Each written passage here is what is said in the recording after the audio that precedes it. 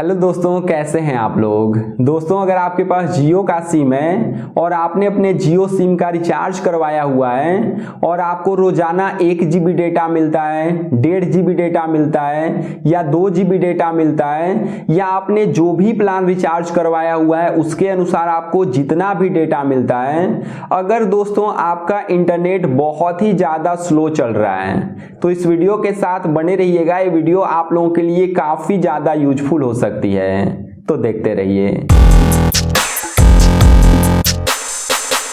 अब दोस्तों, अगर आपके पास जियो का सिम है और आपने अपने जियो सिम में रिचार्ज करवाया हुआ है और आपको पर डे 1 GB डेटा मिलता है या 1.5 GB डेटा मिलता है या 2 GB डेटा मिलता है या आपको रोजाना का जितना भी डेटा मिलता हो, अगर आपका इंटरनेट बहुत ही ज़्यादा स्लो चल रहा है तो इसके लिए आप क्या कीजिएगा। सबसे पहले तो आप अपने स्मार्टफोन के सेटिंग्स में जाइएगा और सेटिंग्स में जाएंगे तो यहाँ पर आपको एक सेटिंग्स दिखाई देगी, कनेक्शंस। लेकिन हो सकता है कि आपके स्मार्टफोन में यह सेटिंग मोबाइल नेटवर्क सेटिंग के नाम से हो या फिर वाईफाई एंड इंटरनेट सेटिंग के नाम से हो, तो आप देख लीजिएगा कि आपके स्मार्टफोन में यह सेटिंग किस नाम से है। अब दोस्तों, इस सेटिंग में आने के बाद आप मोबाइल नेटवर्क्स में जाइएगा।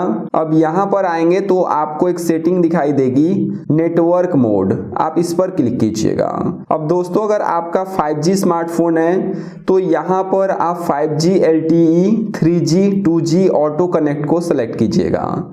लेकिन अगर आपका 4G स्मार्टफोन है तो यहाँ पर आप LTE 3G 2G auto connect को सेलेक्ट कीजिएगा। तो यहाँ पर मेरे पास 5G स्मार्टफोन है तो यहाँ पर मैं 5G को सेलेक्ट कर लेता हूँ। अब दोस्तों, यहाँ पर दूसरा काम आप ये कीजिएगा कि आप यहाँ एक्सेस पॉइंट नेम्स पर क्लिक कीजिएगा। अब यहाँ पर आपको एक्सेस पॉइंट नेम्स दिखाई देगा तो यहाँ 3 डॉट पर आप क्लिक कीजिएगा और रीसेट टू डिफॉल्ट पर क्लिक कर दीजिएगा और यहाँ रीसेट के ऑप्शन पर क्लिक कर दीजिएगा। अब दोस्तों, इससे क्या होगा कि जो आपका APM सेटिंग है ये रीसेट हो जाएगा। अब यहाँ पर आप नेटवर्क ऑपरेटर्स पर क्लिक कीजिएगा और यहाँ पर देखिए ऑटोमेटिक है तो इसको ऑटोमेटिक रहने दीजिएगा। अब दोस्तों, इतना सेटिंग करने के बाद आप क्या कीजिएगा कि आपके स्मार्टफोन में जितने भी रिसेंट एप्लीकेशंस हैं, यानी कि जिन एप्लीकेशन को आपने खोल करके रखा हुआ है उन सभी एप्लीकेशंस को आप क्लोज कर दीजिएगा।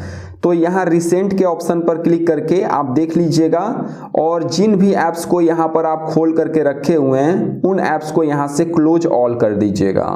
अब दोस्तों, इतना करने के बाद आप अपने स्मार्टफोन को स्विच ऑफ करके ऑन कर लीजिएगा, यानी कि रीस्टार्ट कर दीजिएगा।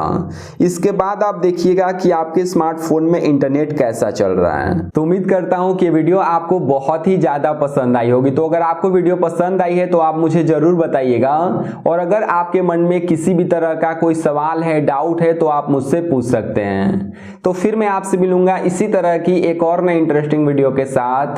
तब तक आप अपना ख्याल रखिएगा।